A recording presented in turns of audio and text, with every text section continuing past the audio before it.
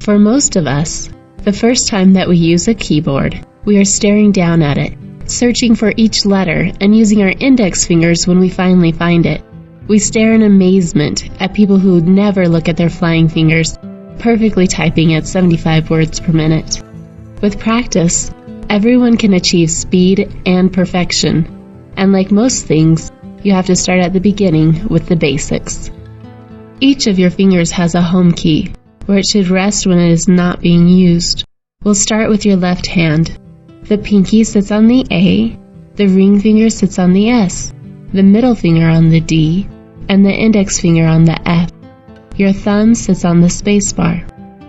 Now let's go over your right hand.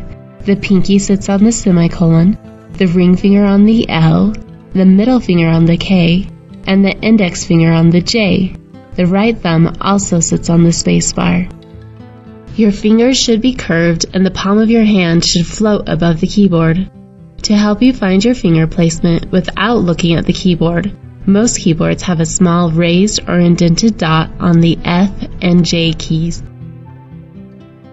The first lessons in Keyblaze help you become comfortable with the entire home row, including G and H. You will use your left index finger for G and your right index finger for H. Instead of staring at your keyboard, trying to remember which finger is on which key, look at the keyboard on the screen. The key will light up in blue, and the hand will show you which finger you should use. If you make a mistake, no problem. Keyblaze highlights the backspace key and demonstrates that you should use your right pinky to erase the mistake and try again. Once you complete the lesson, you have the option to repeat the exercise, start the next exercise, or skip an exercise. For new users, we recommend doing each exercise until you are completely comfortable. The repetition makes it so that your fingers can find the keys before you even realize that you are thinking about it. Once you have perfected the home row, you will learn the other letters assigned to each finger. The colored zones in this image show you which keys belong to which finger. You probably noticed that you have two options for the space bar. Use the thumb of the opposite hand used to type the last letter of a word to press the space bar. For example, if you are typing the word hand, you used your left middle finger to type the D.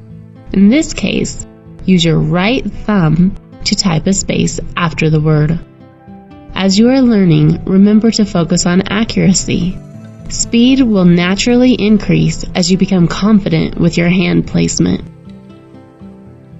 Continue working your way through each set of lessons, and soon you will know the top row, bottom row, capital letters, numbers, symbols, and even the 10-key numeric keyboard, in addition to the home row.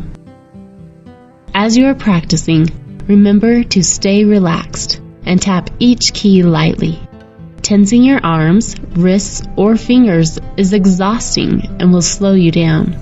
Excessive force is not only destructive to your keyboard, but will also slow you down.